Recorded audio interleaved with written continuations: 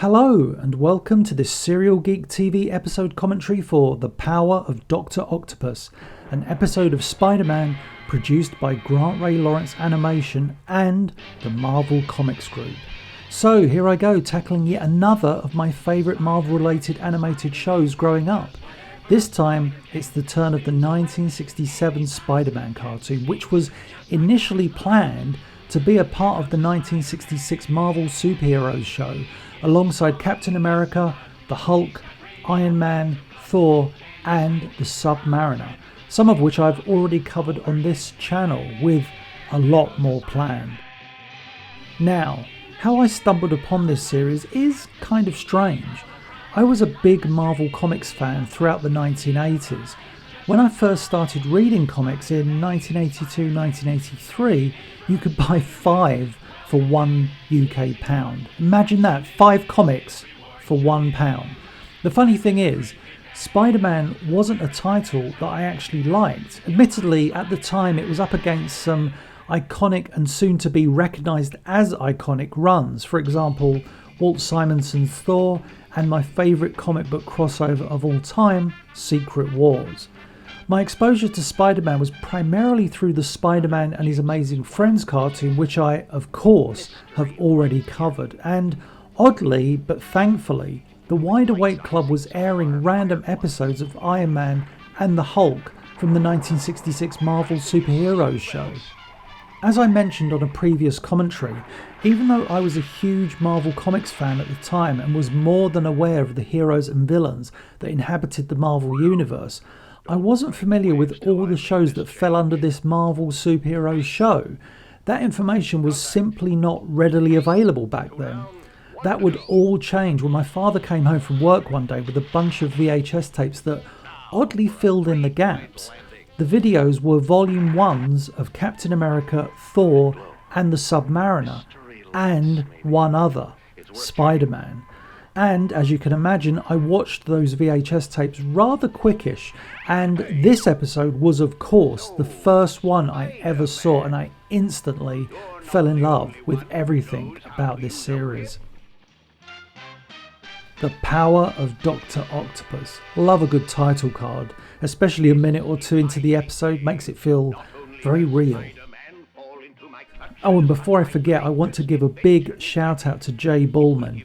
He has, at the time of recording, produced a wonderful book detailing in depth the first season of the 1967 Spider-Man cartoon, as well as 2 books covering the 1966 Marvel cartoons Iron Man and the Mighty Thor. If you're a fan of these cartoons, they're utterly indispensable. It's funny seeing Dr. Octopus here. Some may question why he's not wearing his somewhat famous green and orange costume. Well, when this cartoon was produced, in the comic books, unless I'm mistaken, Doc Ock had only been wearing laboratory coats or rather bland clothing. So the artists here tried to give him a costume of sorts, purple togs. In this, the character's first appearance, he is voiced by Vern Chapman. In his return appearance in the episode The Terrible Triumph of Dr. Octopus, he is voiced by Tom Harvey, whom I mentioned in my commentary for the Mighty Thor episode The Absorbing Man, in which he played the titular villain.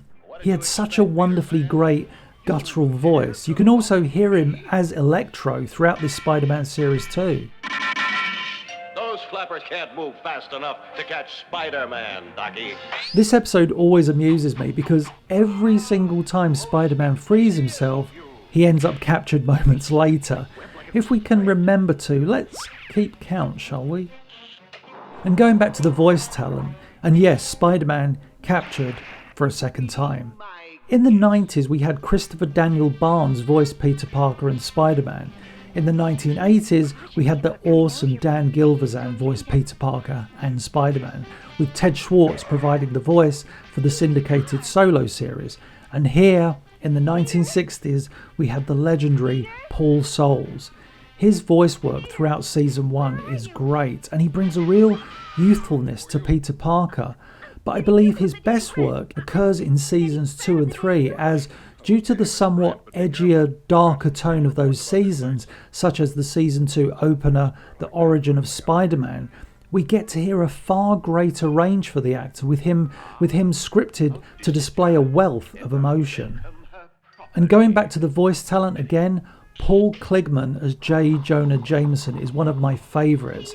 For those that don't know, in this series, the publisher of the Daily Bugle was given a lot to do, and he was given far too much to do, at times almost being written as if he were the mayor of New York, negotiating with villains, organising the New York Police Department. It's crazy how much power he had in this series.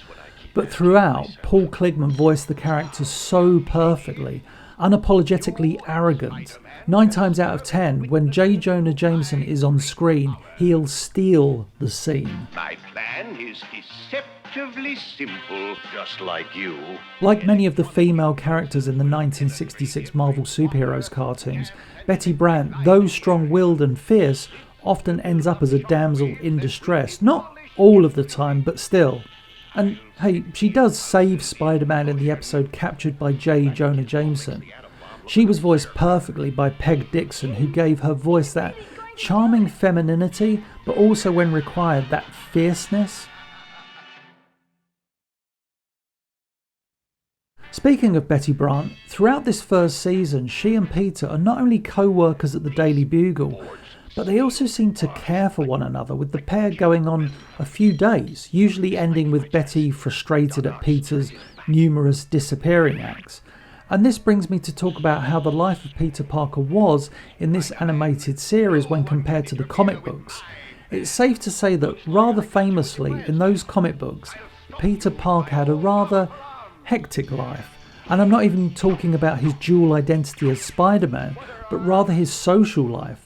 At high school, he was bullied by Flash Thompson, often ignored by many of his female classmates, and when Peter did start to have some luck with the opposite sex, he found himself involved with more than a few: Betty Brant, Liz Allen, Gwen Stacy, and of course, Mary Jane. And his home life saw him having to keep his identity as Spider-Man a secret from his dear Aunt May. Look at Spider-Man here, dodging all of Doc Ock's attacks, but, as I've hinted at, Spider-Man's escape won't last too long, and we're going to see a rather nasty fall for Spider-Man.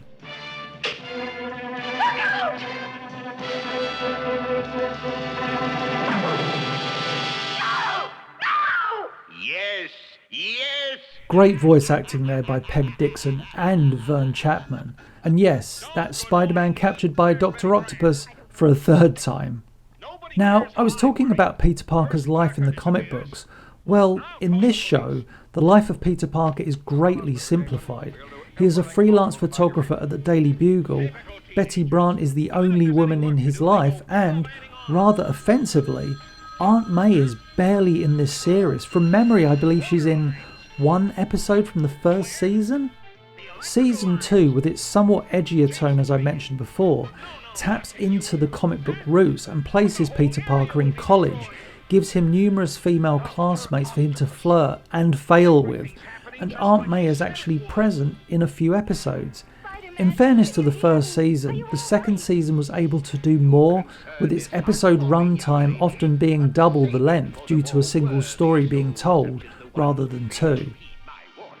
I should talk about the visuals. I'm a big fan of the animation in this series. Grant Ray Lawrence, like most companies at the time, was producing the animation in America. Yes, it's no Disney, but for TV animation in 1967, this show was very nice to look at. Yes, some corners were cut, but think about it. We were never shortchanged when it came to the on-screen action. When Spider-Man needed to swing or be trapped by Dr. Octopus for the upteenth time, it was shown. Rarely any cutaways were used.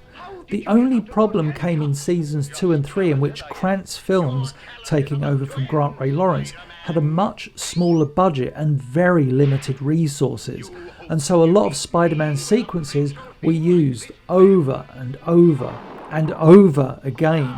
Actually, that second and third season, the sequences of Spider-Man swinging were often used to pad out the episode, but it led to some, at times, rather nauseating pacing, but that's a commentary for another time.